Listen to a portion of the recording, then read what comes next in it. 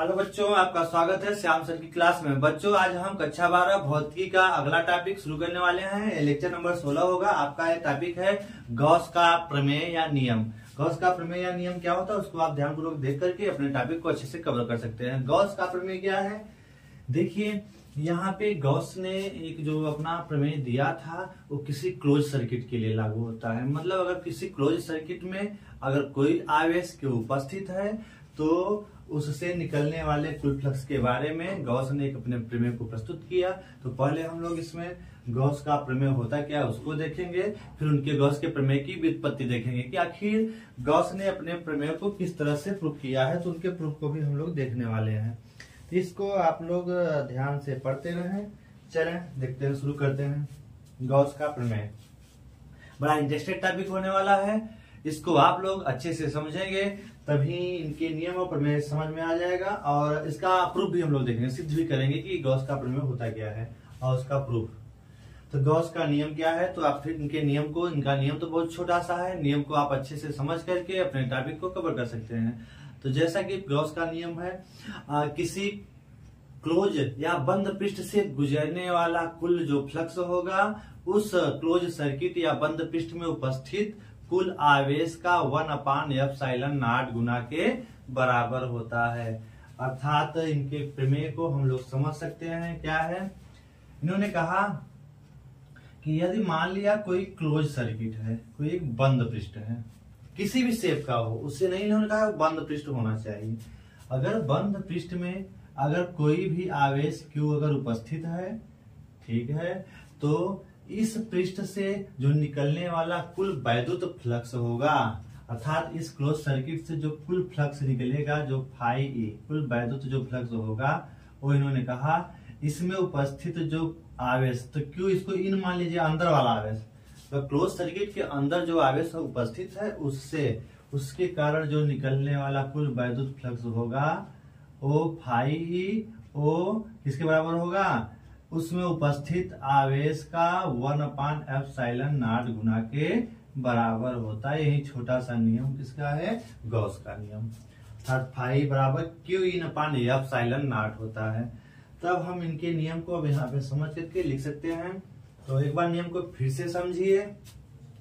किसी बंद पृष्ठ में उपस्थित आवेश जो होता है, तो उन्होंने कहा कि अगर किसी क्लोज सर्किट में कोई अगर आवेश उपस्थित है तो उससे जो निकलने वाला कुल फ्लक्स होगा इस क्लोज सर्किट में उपस्थित कुल आवेश का 1/ε0 गुना के बराबर होता है। अर्थात जैसे मान लिया यह एक क्लोज सर्किट है, इसमें मान लिया ढेर से एक आवेश Q1 है, Q2 है, Q3 है, Q4 है, Q5 है, ढेर से आवेश है। अब गॉस ने कहा कि अब अगर इससे हम इस पृष्ठ से, इस क्लोज सर्किट से निकलने वाला अगर कुल फ्लक्स फाई E निकालना चाहते हैं तो यह किसके बराबर होगा, यह इन्होंने कहा कि इसमें उपस्थित कुल आवेश, तो कुल आवेश कौन कौन सा है, Q1 है, Q2 है, Q3 है, Q4 है, Q5 है। मतलब उपस्थित कुल आवेश का क्या कर दीजिए, 1/ε0 गुना कर दीजिए। यही इस पृष्ठ से निकलने वाला क्या हो जाएगा, कुल वैद्युत फ्लक्स हो जाएगा। अर्थात यह Q1 आवेश के कारण भी वैद्युत फ्लक्स रेखाएं बाहर जाएंगी, Q2 के कारण भी वैद्युत क्षेत्र रेखाएं बाहर जाएंगी। अतः कुल जो आपका वैद्युत क्षेत्र रेखाओं की कुल जो माप होगी वो उसमें उपस्थित कुल आवेश के 1/ε0 गुना से क्या करेंगे, गुणा कर देंगे, तो कुल आपके वैद्युत फ्लक्स की क्या हो जाएगी, बराबर हो जाएगी। कोई भी पूछ सकता है इस तरह से टॉपिक। तो आप इसको अपने से ध्यान पूर्वक आप समझ करके इनके नियम को एक बार फिर से आपको यहाँ पे बता देते हैं। गॉस का प्रमेय, इन्होंने कहा कि किसी बंद पृष्ठ से, जैसे कोई भी शेप का है, शेप यहाँ पे आकृति माने नहीं रखती, मान लिया ये आपका कोई बंद आकृति है, इस बंद आकृति में अगर आपका आवेश Q उपस्थित है तो गॉस ने कहा कि इससे कुल कितना फ्लक्स गुजरेगा। अगर Q जो है Q का मान लिया अगर ये आवेश Q, कई आवेश हैं Q1, Q2, Q3, मान लिया Q4, 4 आवेश इसमें उपस्थित हैं, तो गॉस ने कहा था इनसे जो निकलने वाला कुल फ्लक्स होगा वो किसके बराबर होगा। तो इन्होंने कहा कुल फ्लक्स अगर फाई E मानते हैं तो इन्होंने कहा कुल आवेशों को आप जोड़ लीजिए, कुल आवेशों क्या करिए, जोड़ लीजिए, और क्या करिए, इसका 1/ε0 से क्या कर दीजिए, गुणा कर दीजिए। अब इस बंद पृष्ठ से निकलने वाला कुल फ्लक्स का मान आसानी से निकाल सकते हैं। तो इस तरह से इनके नियम को हम लोग थोड़ा सा लिख लेते हैं। अगर अपेक्षा है कि मैं आपको समझ में आपको आ गया होगा। तो इनका नियम छोटा सा है, तो गॉस का नियम या प्रमेय क्या है, तो आप लिखते हैं यहाँ पे।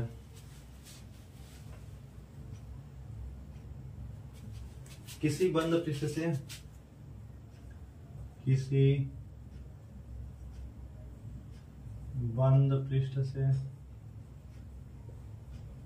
किसी बंद पृष्ठ से निकलने वाला कुल फ्लक्स, किसी बंद पृष्ठ से गुजरने वाला कुल फ्लक्स कर दीजिए, किसी बंद पृष्ठ से गुजरने वाला कुल वैद्युत फ्लक्स, गुजरने वाला कुल वैद्युत फ्लक्स फाई ई उस पृष्ठ, उसके अंदर उपस्थित, उस पृष्ठ द्वारा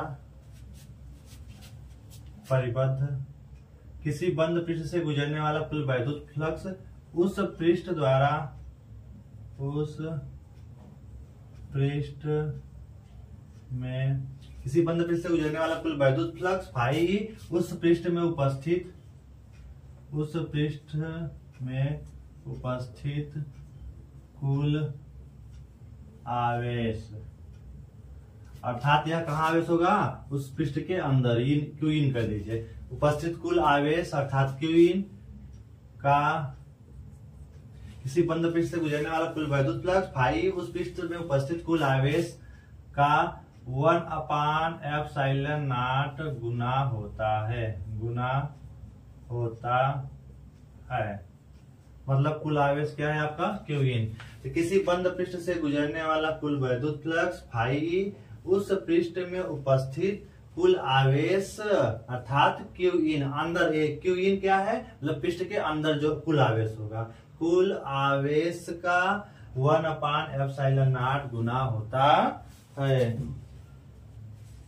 अब इसको आप लोग आगे नोट कर सकते हैं। इसका फार्मूला तो क्या बन जाएगा, फाई ई बराबर क्यू इन, चाहे तो आप कुल के लिए, कुल आवेश के लिए आप चाहे तो सिग्मा लगा दीजिए, कुल आवेश अर्थात क्यू इन अपान क्या हो जाएगा, ε0 हो जाएगा। तो आप इसको या तो समझिए कि क्यू इन का मतलब कुल आवेश जो है, क्यू इन क्या है, पृष्ठ के अंदर उपस्थित कुल आवेश है। तो इनका यही नियम है, फाई ई बराबर क्यू इन अपान ε0, अर्थात एक आपका बंद पृष्ठ है, उसमें अगर उपस्थित जो आवेश है क्यू इन अंदर जो उपस्थित है, इसके कारण निकलने वाला जो कुल वैद्युत फ्लक्स फाई ई होगा वो किसके बराबर होगा, फाई बराबर क्यू इन अपान ε0। अगर इसमें ढेर से आवेश है तो हमने बता दिया, तो क्या करेंगे, यहाँ चाहे सिग्मा लगाएंगे तो यह क्या कर बताएगा, सभी आवेशों के योगफल को बताएगा। किसको बताएगा, सभी आवेशों के, मतलब जो पृष्ठ के अंदर आवेश उपस्थित है उनके योगफल को, और उनका योगफल करेंगे और किससे गुणा करेंगे, 1/ε0 से गुणा करेंगे, तो फाई क्या है, कुल फ्लक्स के बराबर होगा। तो यह है कुल वैद्युत फ्लक्स, कुल वैद्युत फ्लक्स।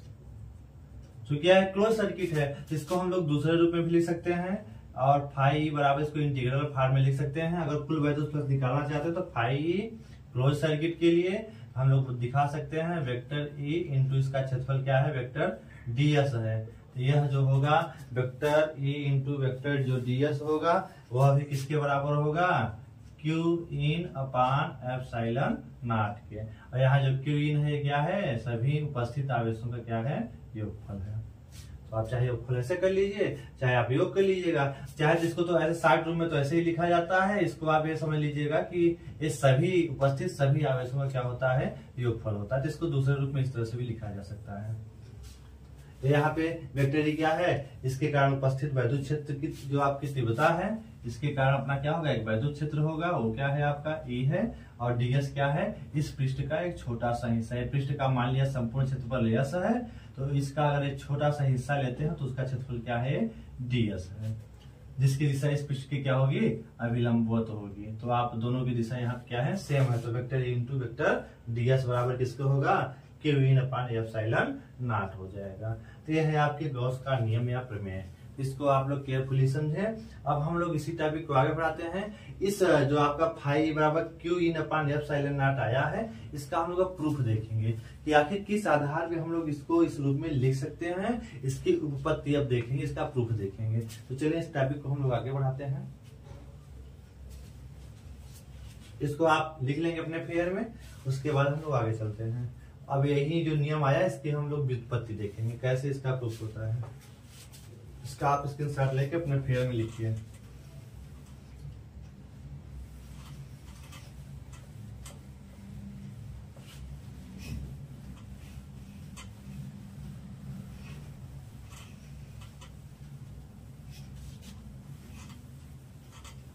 इसी में अगली हेडिंग हम लोग गॉस के नियम की व्युत्पत्ति, गॉस के नियम की उपपत्ति, गॉस के नियम की उपपत्ति देखेंगे, प्रूफ देखेंगे। उपपत्ति मतलब proof of Gauss law, proof of Gauss law, proof of Gauss law. अब हम लोग इनके नियम का प्रूफ देखेंगे, क्या होता है, इनका प्रूफ कैसे होता है, इनका प्रूफ कैसे होगा, इनके डेरिवेशन कैसे होगा, उसको हम लोग देखने वाले हैं। चलें बिना देरी किए हुए हम लोग इनके प्रूफ को देखते हैं, इनकी उत्पत्ति को देखते हैं।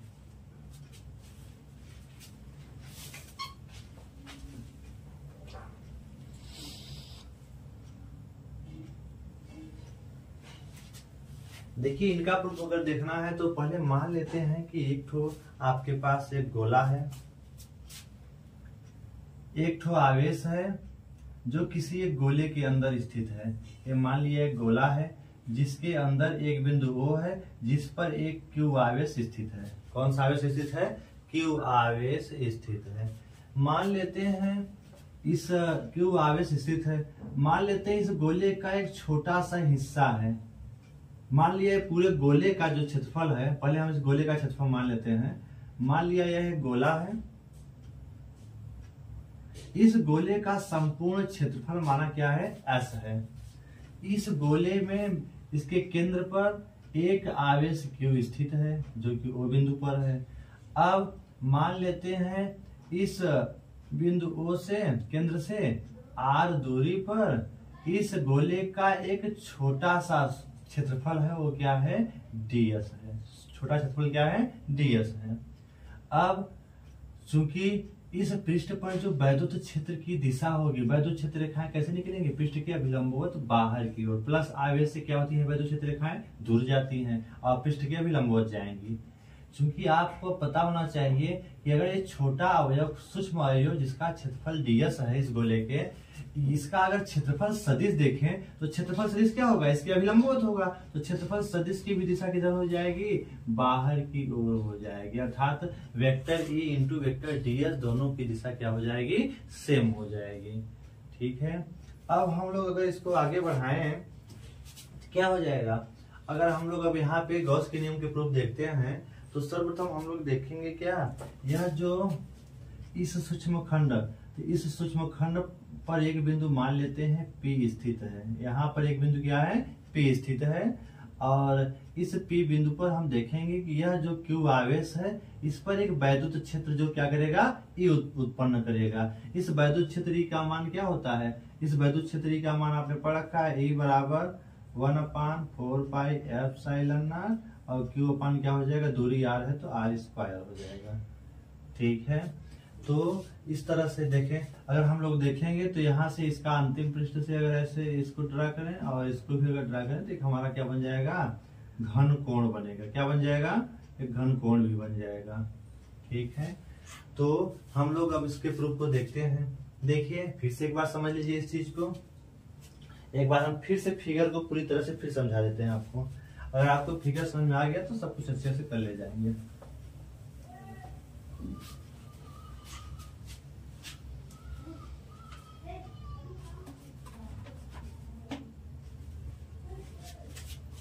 फिर से देखिए इस फिगर को। मान लिया एक गोला है, ठीक है।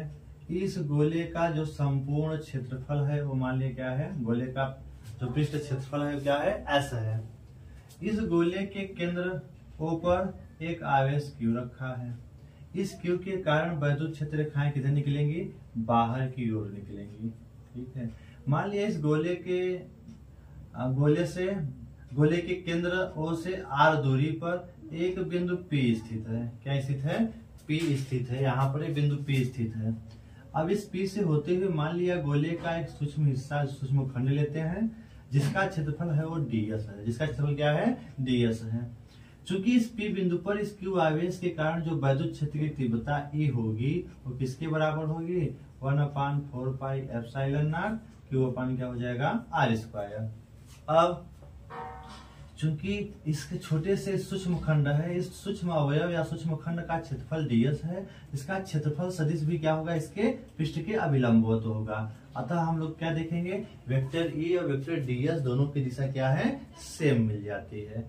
अब हम लोग क्या करें, अब पहले तो हम लोग निकालेंगे कि इस सूक्ष्म खंड या सूक्ष्म अवयव के कारण जो निकलने वाला कुल फ्लक्स है, मान लेते हैं क्या है, d फाई E। तो पहले सूक्ष्म खंड से, एक सूक्ष्म खंड से हम लोग फ्लक्स निकलते हुए देख लेंगे, फिर ऐसे छोटे छोटे खंडों में मान लेंगे आपका गोला बटा है, तो हम कुल फ्लक्स क्या निकाल लेंगे बाद में, फाई E, इसे d फाई E का समाकलन करके। तो चलिए हम लोग इसकी शुरुआत करते हैं, इस डेरिवेशन की।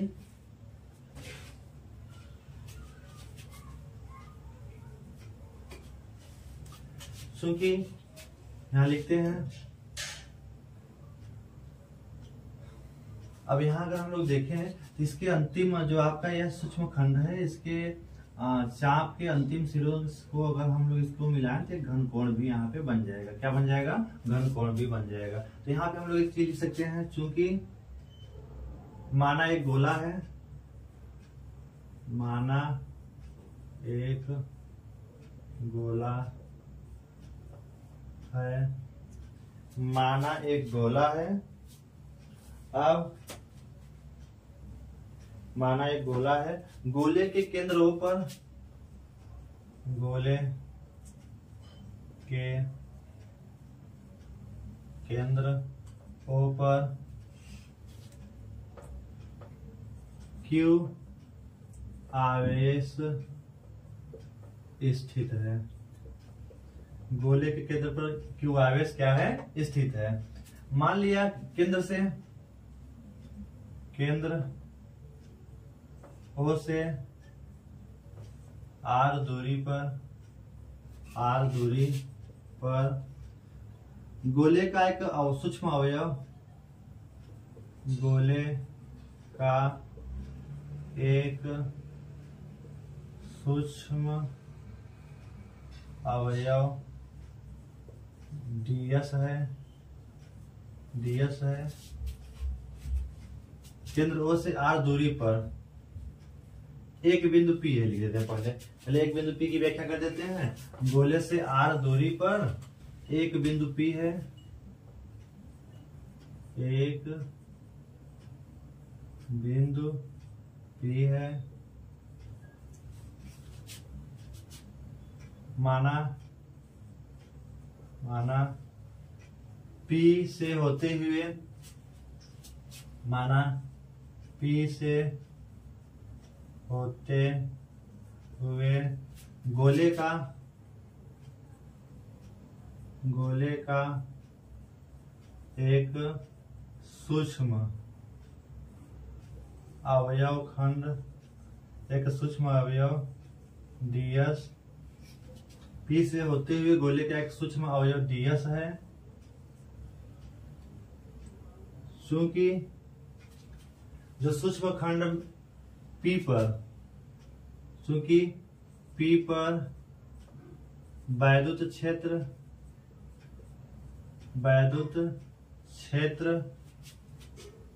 तथा वैद्युत क्षेत्र की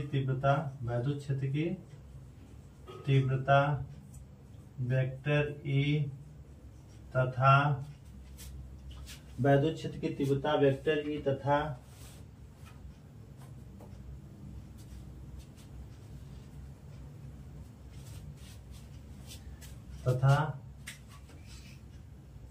ds वेक्टर ds दोनों एक ही दिशा में है, दोनों एक ही दिशा में है। अतः Q आवेश के कारण P बिंदु पर वैद्युत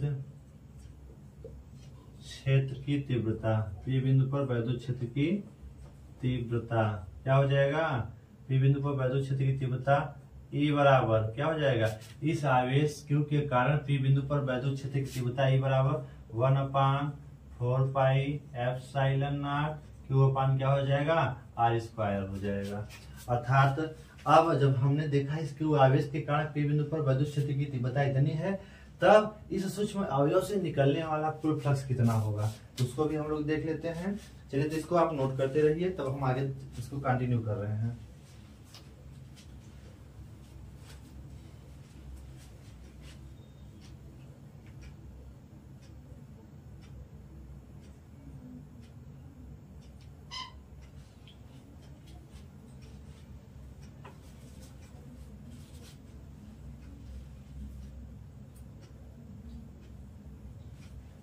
आगे देखिए, तो अब वैद्युत क्षेत्र जब पता चल गया तो हम लोग क्या कर सकते हैं, तो निकालेंगे कि इस Q आवेश के कारण P बिंदु पर जब वैद्युत क्षेत्र पता चल गया तो इस सूक्ष्म खंड के कारण इस सूक्ष्म अवयव ds से निकलने वाला वैद्युत Q आवेश के कारण सूक्ष्म खंड ds से निकलने वाला वैद्युत फ्लक्स। अगर सूक्ष्म खंड है तो वैद्युत, इसको पहले आप नोट करें फिर ऊपर कंटिन्यू करते हैं, तो इतना आप पढ़े लिखिए। अब आपको एक चीज पता चल गया, P बिंदु पर उपस्थित कुल जो Q आवेश केंद्र पर है उसके कारण P बिंदु पर वैद्युत क्षेत्र इतना कार्य कर रहा है।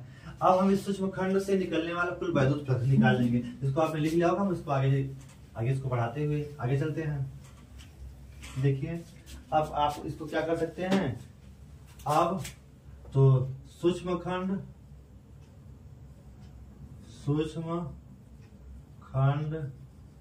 ds से निकलने वाला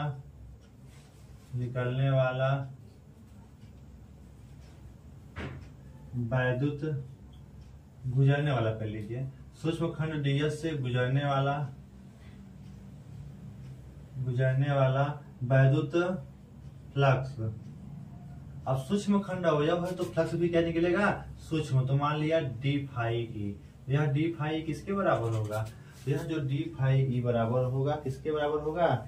vector E into vector ds के होगा। किसके बराबर होगा? Vector E into vector ds। तो vector E into vector ds, अगर हम लोग इसका परिमाण लें तो क्या हो जाएगा? दो सदिशों का अदिश गुणन है, तो दोनों सदिशों के परिमाण, तो ई ds क्या हो जाएगा?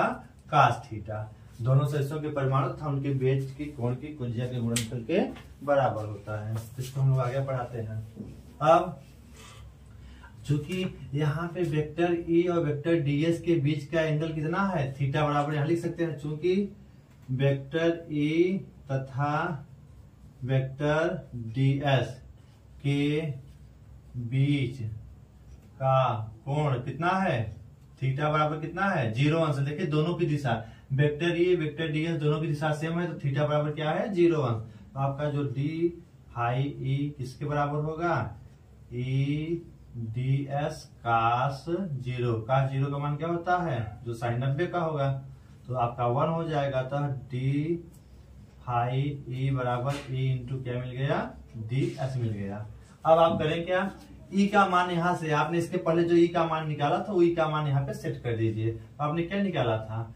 ई की वैल्यू जो अभी आपने इसके पहले निकाली थी, क्या निकाली थी 1/4 पाई, तो यहाँ ई की वैल्यू सेट करते हैं epsilon not q upon r square, तो ई की वैल्यू हो गई जो अभी आपने निकाला, फिर आपका क्या है इंटू डी एस है, ये आपका डी फाई की वैल्यू आपको पता चल गई। क्या पता चला कि इस पूरे संपूर्ण पृष्ठ में उपस्थित इस सूक्ष्म खंड के कारण जो निकलने वाला कुल वैद्युत फ्लक्स डी फाई का मान मिल गया। अब आपको इतना समझ में आ जाए कि इस आपका जो ये संपूर्ण पृष्ठ यस जो बना है वो सूक्ष्म खंड DS DS DS DS DS के योगफल से क्या बन गया है, आपका यस बना है। अर्थात जो यस पृष्ठ है वो डीएस डीएस सूक्ष्म खंडों के योगफल से बना है आपका एस पृष्ठ।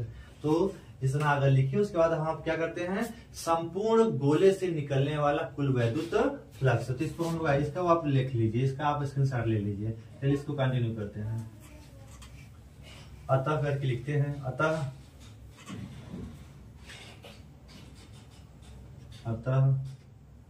संपूर्ण गोले से निकलने, अतः संपूर्ण गोले से गुजरने वाला कुल वैद्युत फ्लक्स, कुल वैद्युत फ्लक्स क्या हो जाएगा, मान लिए क्या है कुल फाई ई गुजरता है, तो फाई किसके बराबर होगा, d phi d phi d phi का क्या कर देंगे, समाकलन कर दीजिए।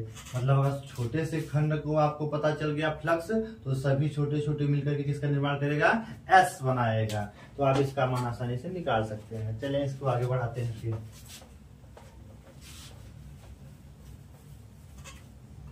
अब डी फाई का मान आप यहाँ सेट करिए। डी फाई का मान आपने क्या निकाला था, फाई ई बराबर क्या निकाला था आपने, डी फाई का मान, तो इंटीग्रल यहाँ आपने निकाला था, यहीं पे था आपका 1/4 pi epsilon not q upon r square था, और क्या था आपका, और यहाँ पे था डी एस था, क्या था, डी एस था। ठीक है, क्योंकि आपने देखा था इसके पहले जो आपने निकाला था, क्या निकाला था, ई डी यहाँ निकाला था आपने, डी फाई यही लिखा था, डी फाई बराबर 1/4 pi epsilon not q upon r square, और क्या था डी एस था, क्या था, डी एस था। इसको आगे अगर बढ़ाएंगे तो देखिए क्या हो जाएगा, देखिए यहाँ पे जो आवेश यहाँ पे लिए हैं उसकी मात्रा तो फिक्स हो गई, और यहाँ से इस के बीच की दूरी जो सूक्ष्म अवयव खंड है वो आर दूरी भी फिक्स है, और यह भी कांस्टेंट है। तो जो कांस्टेंट वैल्यू है वो सभी को बाहर ले लीजिए। 1/4 pi epsilon not q upon r square constant का काम करेगा, आपका जो परिवर्तनीय होगा क्या होगा, डी एस बदलेगा। तो छोटा छोटा डी एस मिल करके इसको हम लोग आगे कंटिन्यू करते हैं। चूंकि आपको पता होना चाहिए ये जो छोटा छोटा डीएस डीएस डीएस का हम समाकलन करेंगे, अर्थात छोटे छोटे डीएस को जब जोड़ेंगे वो किसके बराबर होगा, एस के बराबर होगा।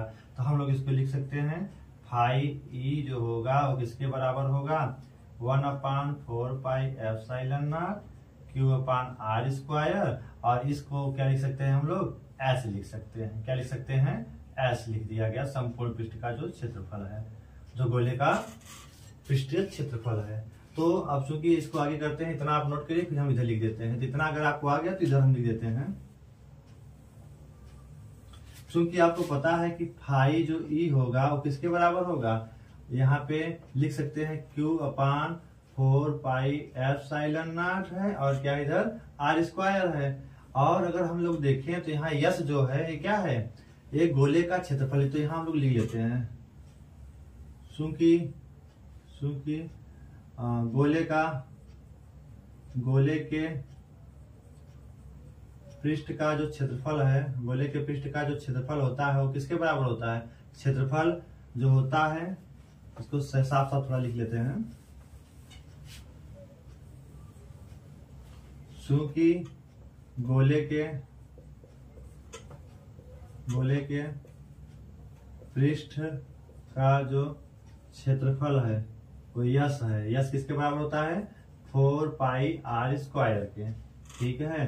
तो आपका इसलिए आपका तब डी फाई क्या हो जाएगा, तो डी तो आपका फाई किसके बराबर होगा 1/4πε0 और क्या है क्यू है अपान क्या है आर स्क्वायर है इंटू एस का मान क्या रखेंगे 4πr²। तो आप यहाँ 4 से कैंसिल, पाई से कैंसिल, आर स्क्वायर से कैंसिल, तो आपका जो फाई बच गया वो किसके बराबर बच गया Q/ε0 बच गया। यही तो आपके गॉस का प्रमेय था कि किसी बंद पृष्ठ में उपस्थित कुल आवेश Q, जो आपका कुल फ्लक्स फाई जो होता है बंद पृष्ठ के अंदर उपस्थित आवेश Q का 1/ε0 गुना के बराबर होता है। अतः यह आपका प्रूफ हो गया। ये क्या हो गया आपका प्रूफ हो गया, किसका नियम, गॉस का नियम। तो आप इसको एक बार देख लेंगे, अगर एक बार में वीडियो नहीं समझा तो आप दोबारा देखिए, तिबारा देखिए। इस तरह से इसका आप स्क्रीनशॉट लेकर के अपने नोटबुक में नोट करिए।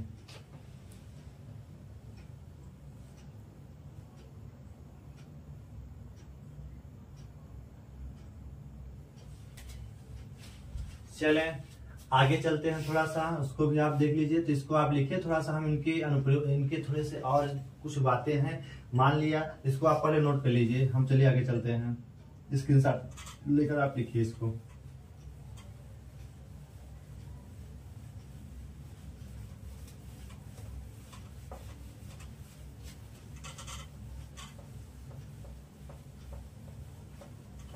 कभी कभी क्वेश्चन पूछता है कि मान लिया कोई एक बंद पृष्ठ है, ठीक है, और इस बंद पृष्ठ के बाहर अगर आवेश Q रखा है, तब इस पृष्ठ से गुजरने वाला कुल फ्लक्स फाई ई का मान क्या होगा। अब इसको आप देखते रहिए। मान लिया इस बंद पृष्ठ के बाहर एक आवेश रखा है, तो इस पृष्ठ से गुजरने वाले कुल फ्लक्स का मान कितना होगा। तो आप इसको ध्यान से समझिए। मान लीजिए इस आवेश से निकलने वाली वैद्युत क्षेत्र की रेखाओं की संख्या अर्थात वैद्युत फ्लक्स होगा। अगर देखेंगे तो ऐसे जाएगी, ऐसे निकलेंगी, वैद्युत क्षेत्र रेखा ऐसे जाएंगी। इससे क्या पता चल रहा है, देखिए यहाँ पर अगर केयरफुली देखेंगे तो मान लिया अगर दो एज उदाहरण समझिए, मान लिया कि ये वैद्युत फ्लक्स रेखाएं हैं। अगर दो रेखाएं देखें तो यहाँ पृष्ठ से देखिए, इस पृष्ठ पहले पृष्ठ से देखिए, पृष्ठ है जो S1 है, मान लिया पृष्ठ क्या है S2 है। तो S1 पृष्ठ से देखिए तो दो वैद्युत क्षेत्र रेखाएं अंदर प्रवेश कर रही हैं। कितना प्रवेश कर रही हैं, अंदर प्रवेश कर रही हैं। और इस पृष्ठ से दो वैद्युत क्षेत्र रेखाएं क्या हो रही हैं, बाहर निकल रही हैं। अर्थात ये अंदर तो होगा क्या, इसके कारण जो वैद्युत फ्लक्स होगा प्रवेश कर रहा है। तो अगर मान लिया इसके कारण जो वैद्युत फ्लक्स φ1 है, और इसके कारण जो फ्लक्स है क्या है φ2 है, इसके कारण फ्लक्स क्या है φ1 है। तो φ1 का मान क्या हो जाएगा, अभी आपने पढ़ा φ1 का मान क्या हो जाएगा। अगर हम देखेंगे तो वेक्टर E इंटू क्या हो जाएगा, वेक्टर अगर क्षेत्रफल यस है तो क्या हो जाएगा, अगर इसका यस क्षेत्रफल मानते हैं पूरे का, तो vector E into vector S, ये हो जाएगा प्लस दिशा में। और अगर उतने ही अब φ2 का मान अगर लेना चाहें तो क्या हो जाएगा minus vector E into vector क्या हो जाएगा ds। चूंकि वैद्युत क्षेत्र रेखा और पृष्ठ का क्षेत्रफल समान है तो आप इसका परिमाण क्या लिख सकते हैं, E into ds cos theta का मान तो इतना मिलेगा आपका, ये प्लस मिलेगा और ये क्या मिलेगा आपका माइनस मिलेगा ds, ये क्या मिल जाएगा माइनस। तो आपका जो कुल फ्लक्स फाई ई निकालना है, इसका जो कुल फ्लक्स फाई होगा किसके बराबर हो जाएगा, कुल फ्लक्स देखेंगे तो प्लस E इंटू ds है और क्या हो जाएगा माइनस E इंटू क्या है ds है। तो प्लस और माइनस कटेगा, अतः निकलने वाला कुल फ्लक्स क्या होता है, शून्य होता है। तो आप बता सकते हैं अपने कंडीशन में कि जो गॉस का प्रमेय होता है वो केवल क्लोज सर्किट के लिए लागू है। और उस क्लोज सर्किट को, जैसे मान लिया क्लोज सर्किट के अंदर अगर कोई आवेश उपस्थित है तो इसी के लिए आपका किसका नियम लागू होता है, गॉस का नियम या गॉस का प्रमेय लागू होता है। और इस पृष्ठ जो पृष्ठ होता है, इस पृष्ठ को गॉसियन पृष्ठ भी कहते हैं। कौन सा पृष्ठ, गॉसियन पृष्ठ कहते हैं, गॉसियन पृष्ठ कहा जाता है। जो गॉस के नियम जिसमें लगता है, जो लागू होता है, जिस क्लोज सर्किट में लगता है, वह पृष्ठ क्या कहलाता है, गॉसियन पृष्ठ कहलाता है। और गॉसियन पृष्ठ के अंदर अगर आवेश है तभी कुछ फ्लक्स बाहर आपको मिलेगा, और अगर गॉसियन पृष्ठ के बाहर कोई आवेश स्थित है तो कुल निकलने वाला वैद्युत फ्लक्स हमेशा क्या मिलेगा, शून्य मिलता है। क्यों मिलता है? जितनी क्षेत्र रेखाएं अंदर प्रवेश कर रहे हैं उतनी ही बाहर है, अर्थात जितना फ्लक्स अंदर जा रहा है उतना फ्लक्स बाहर निकल रहा है। एक को प्लस दिशा, एक का क्या हो जाएगा माइनस दिशा, तो इनको कुल जोड़ेंगे तो प्लस और माइनस करके क्या मिलेगा? 0। अतः जो आपका गॉस का प्रमेय क्लोज सर्किट के लिए लागू होता है, अर्थात क्लोज सर्किट के अंदर आवेश है तभी तो गॉस का नियम प्रभावी होगा, अन्यथा फ्लक्स का मान 0 होगा। तो इस जो गॉस के नियम के लिए पृष्ठ यूज करते हैं उस पृष्ठ को क्या कहा जाता है? गॉसियन पृष्ठ कहते हैं। और एक चीज आपको और देखने को मिला, क्योंकि जो फाई ई बराबर आपने अभी पढ़ा Q अपान Q इन, मतलब जो अंदर आवेश है अपान एप्सिलॉन नॉट। तो इसमें देखिए आपका जो है ना कि यह जो पृष्ठ लेते हैं, पृष्ठ किसी भी शेप का हो सकता है। यहाँ जो गॉसियन पृष्ठ होता है फार्मूले में देखिए, गॉसियन पृष्ठ के आकार पर किसी प्रकार की कोई निर्भरता नहीं है फ्लक्स की। फ्लक्स की निर्भरता केवल आपके उसमें उपस्थित आवेश और निर्वात की वैद्युतशीलता पर है, न कि यह एक नियतांक अर्थात Q में परिवर्तन तो सीधे सीधे वैद्युत फ्लक्स में परिवर्तन होगा। मतलब पृष्ठ के आकार पर कोई निर्भरता फ्लक्स की नहीं होती है। कोई भी शेप आप ले सकते हैं लेकिन वो क्लोज सर्किट होना चाहिए। अगर बंद आकृति नहीं है तो आपका गॉस का प्रमेय लागू नहीं हो पाएगा, तब आपका कुल फ्लक्स क्या हो जाएगा? 0 हो जाएगा। तो इसको आप लोग ध्यान से पढ़ें। इस तरह से आपका आज का टॉपिक समाप्त होता है। गॉस के नियम या प्रमेय क्या था, उनके नियम की व्युत्पत्ति उत्पत्ति भी बताई गई, प्रूफ बताया गया, और इसको आप लोग पढ़ करके अब अपने टॉपिक को कवर करें। आगे हम इसके 3 अनुप्रयोग हैं उसको भी आपको बताएंगे। उसके बाद ये आपका पहला चैप्टर के न्यूमेरिकल कराए जाएंगे, तब आपका पहला चैप्टर पूरी तरह से समाप्त हो जाएगा। अगर ये वीडियो आपको एक बार देखिए समझ नहीं आता तो दोबारा आप देखिए, लेकिन वीडियो को अंत तक जरूर देखिए। शुरुआत करें तो अंत तक जब देखेंगे तभी आपका पूरा कंक्लूजन इसमें पता चलेगा। और अगर आपको ये वीडियो अच्छा लगे तो आप लाइक करें, सब्सक्राइब करें और शेयर करें। ठीक है।